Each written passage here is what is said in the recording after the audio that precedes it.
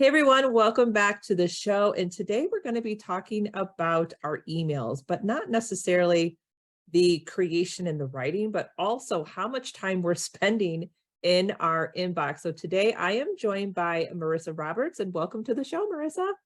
Oh, thank you, Allison. I'm so excited to be here. It's so nice to chat with you.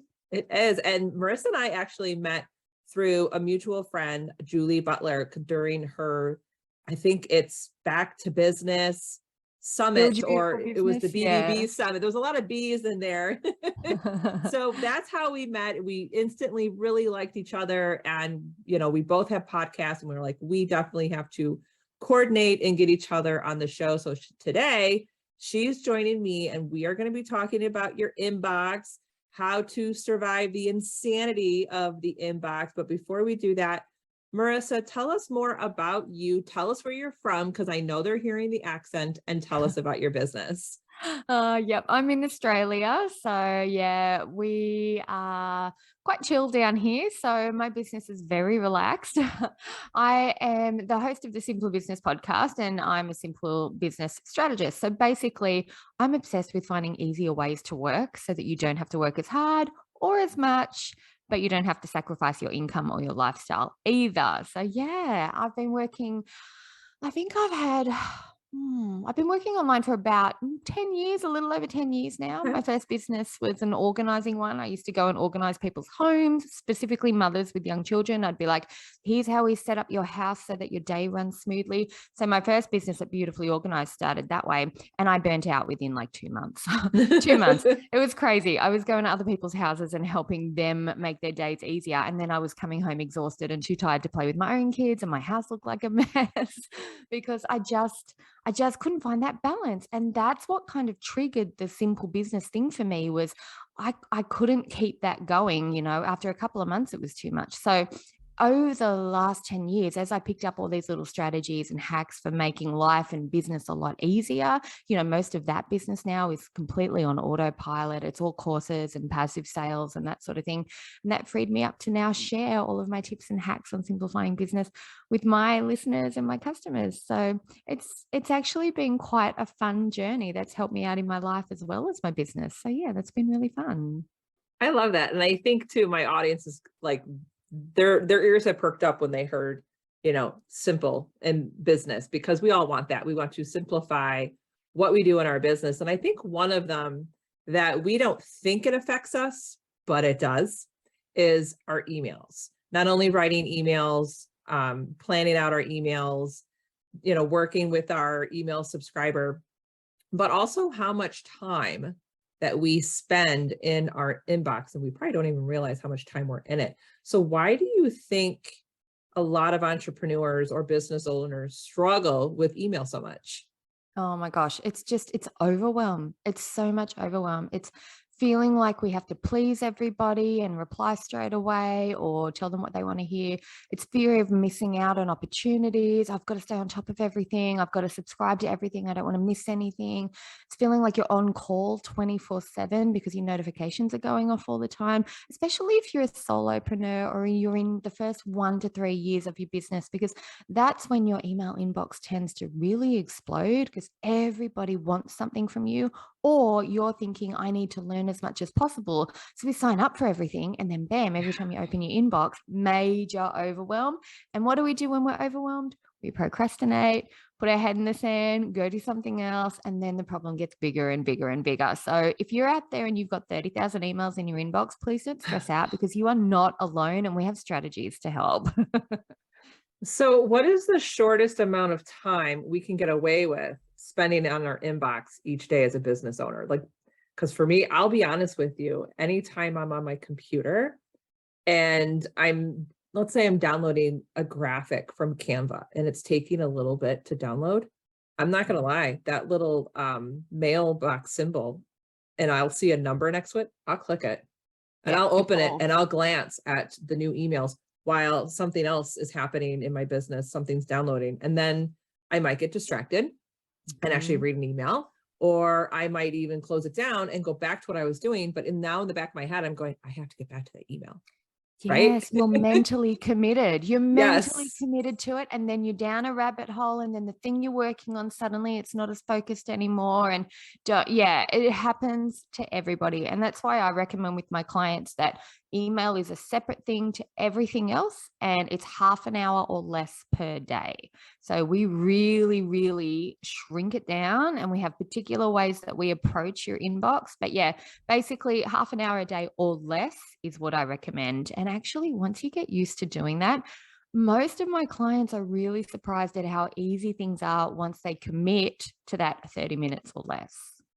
I was going to say, I'm just realizing I have some work to do because I guarantee I am in my inbox more than 30 minutes a day. I don't think I'm as bad as some other people because I actually have the notifications turned off on my cell phone.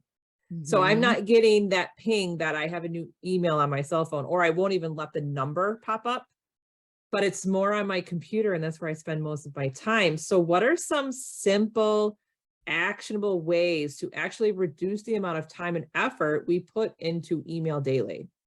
Oh, you totally nailed it with the notifications. That's the first thing I tell everybody is on your phone and on your computer, turn off the notifications. So on your desktop, turn off the sound to start with, right? That little ding that happens for a lot of people, they have that just on default on their email and they don't realize that they can turn that little ding noise off. So every time you get an email, how annoying is that, right? You're trying to focus on something, you get that little ding pop up, and immediately your brain is mentally over at your email anyway. And you're like, well, I'm thinking about it. I might as well just check it. Maybe I can do it really quickly. No, you go down the rabbit hole really easily. So turn off your notifications on your desktop and your phone first and foremost. If you do nothing else, that's going to help a lot because you're not getting distracted and having things eat into your productive work time at that point. So yeah. And you know what? A lot of people freak out at that point and they go, yeah, but what if it's really urgent? What if somebody sends me something and they need a reply in the next 10, 15 minutes? If it's that urgent, they're going to call you when they don't hear back within that time frame, right? They're going to Right. find another way. They might try an email 2 or 3 times, but then they're going to clue in and they're going to be like, no, I need to call. Or one of my bosses in my corporate life said to me once, if it's really that much of a deal breaker, they will find a way to get to your office and knock on your door and tell you it's that urgent. And you know what? Nothing was ever that urgent. I was just going to say, like, what could possibly be that urgent? Exactly. But it feels urgent when we get notified. When you see that little red number pop up on your mail app or when you hear that little ding, it feels urgent. It sets off that sort of little boost of adrenaline in our system that makes us feel like, oh, I just have to quickly check, right? But that's just a feeling. It's not actually true. Then you go, sometimes my clients are resentful when they don't turn off their notifications and they go and check an email and they're like, well, that's interrupted my focused work for nothing. That's why we Right. don't check it. Yeah. Well, So and I yeah, that's think my first tip. too, I think people struggle with that because we're in such a world of immediate gratification. Yeah. So Everything's we reactive. almost feel, and I think this might be more for women, especially moms, we feel it's almost our responsibility to respond quickly because we're just naturally the givers, the nurturers, right? And we Yeah. don't want to displease the other person on the other side of the email. So we almost want to take that responsibility of, no, I'm going to do the good thing. I'm going to be the good person and I'm going to respond to you. And we almost think that we're doing a good thing. Like we're showing them I'm here for you, but then that can actually be a double-edged sword because don't you think they can take advantage of it then? And then now you've raised the bar on the expectation and now you have no boundaries. Exactly. Our intention is to nurture and support, but we end up just people pleasing and working for everybody. We're running our own business. We're not working for everybody we're emailing with. Exactly. And that's why I tell my clients the second tip too, which is just check your email twice a day. First thing in the morning when you start, and then about an hour before you're due to finish work. If you time it like that, you're not going to miss anything super important. You're going to have time to action anything that really needs to be actioned straight away. So it does make things easier. And if you're only checking email twice a day, over the course of, say, 2 weeks, your regular people that email you for things are going to start to notice that they're getting your replies at the same time every day. So it's going to start to train them to only email you or expect your reply at those times of the day. So you're setting up a boundary for yourself and for the other person without actually having to put a ton of effort into it. So yeah, and you'll get all your most important emails at the start of the day because people will know, oh, if I want Marissa to write back to me, I need to email her right on 9 o'clock because that's when she replies. That sort of pattern helps a lot once it gets established. So yeah, that's tip number 2. Now, what is your tip for, I've had this happen to me where I've gotten in my inbox and I'm sifting through some emails and one of them wasn't super important, but at some point I need to go back to it. And there's been times where it's gotten buried in my inbox. And then like a week or two later, I'm like, oh no, I forgot to respond to that person. Any tips on, I know my husband is notorious for this. I don't know how many folders he has in his inbox. He has a folder almost for every person he works with, and it gets put into that folder. And I'm like, how are you that organized to do that? So do you have any tips for the inbox of like, do you need to make sure that you respond in that moment and then it's either put in a folder and it's deleted, or what's your suggestion when we're actually working in the inbox? Like, are we 100% focused and need to do it right then and there? There's a really, really handy little extra thing you can add to that process that it's a game changer. So when you're looking through your inbox, yeah, some things you can open and read and action straight away, and then you file them and you're done. But the things that you can't do on the spot that you know you have to remember to do later, I take that information and you put it into your digital calendar and you book out time to action it in the future straight away, because then you've got all the big information from the email copied and pasted in the calendar description for the date and time. You know when you're going to be working on it, and you've got all the information ready to go. It's going to pop up and remind you to do it at the right time. And then you can go ahead and file and archive that email so that your inbox is clear. You've still got everything you need, and you've actually got time put aside to action it. So you don't even have to remember to do it anymore. Your calendar's just going to be like your personal assistant reminding you to do it.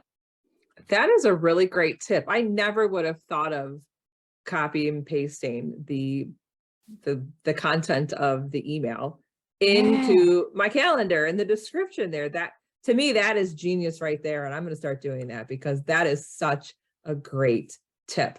Now, when it comes to either emails or even your business, what is something you wish you would have known sooner in the beginning?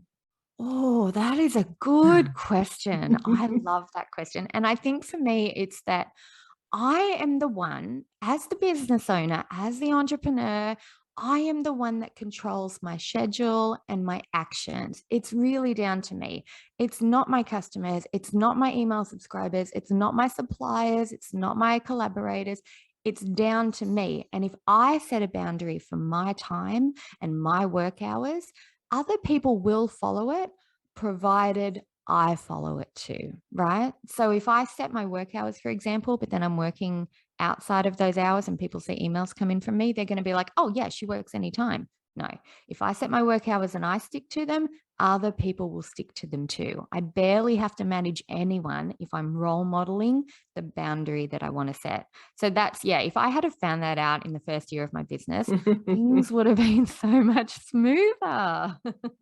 And I think that's the thing too. Like, I think most people, when they're in business, whether they're with a team or they're a solopreneur, we find ourselves, shifting our mindset. We get the strategy for it, but it's always the implementation that is the hardest part. And that's really in anything in your business. So I'm hoping that our listeners today, if they get anything out of this today, they actually have to implement a strategy to be in their inbox 30 minutes or less a day.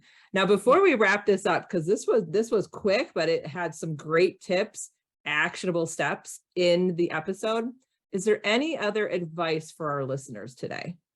Oh, yes. Okay. So if you've gone through our tips today and you're still thinking, yeah, but I'm still a little overwhelmed at all the things I have to do with email, templates save you so much time and effort and stress. So in my business and with my clients, I have 6 main templates that we use all the time. Makes a really big difference when it comes to the trickier parts of your business, like default payments and customer complaints, which hopefully we don't get many of, but every now and again you get one and you think, oh, I don't know how to respond. Email templates for that help a lot. And templates that help bring in more revenue, like asking for good reviews and booking clients again that you've worked with previously. A lot of those, you get that imposter syndrome. You're too scared to send an email like that, and a template helps a lot. So I have 6 on my website. If anybody wants them, they're totally free. They can go and get them if they want. Plug them into your email system, use the templates feature in Gmail, or just put them on a Word doc if you want and copy and paste them in. It's going to save you so much time, so much stress, so much effort. You're going to love it. That's awesome, especially if you need to follow up if somebody hasn't booked a call. And in the moment, you're like super frustrated. You don't want that frustration or that tone to come through your email. So that is such a great tip, is to have those templates. So I will make sure that that link to the templates is in the show notes. But where else can the audience connect with you online? Oh, yeah, I like to keep it super simple. So just go to marissaroberts.com. Everything you need is there. And also, if you're on Instagram, I'm on Instagram pretty much every day. So just look for Marissa Roberts Official and you'll find me nice and easy. Very cool. This was such a fun conversation today. And I'm excited to break my inbox insanity. Definitely try the 30 minutes or less. And I will let you know how I'm doing with that in a couple of weeks. But thanks again for being on the show. Oh, thank you for having me. I had a great time.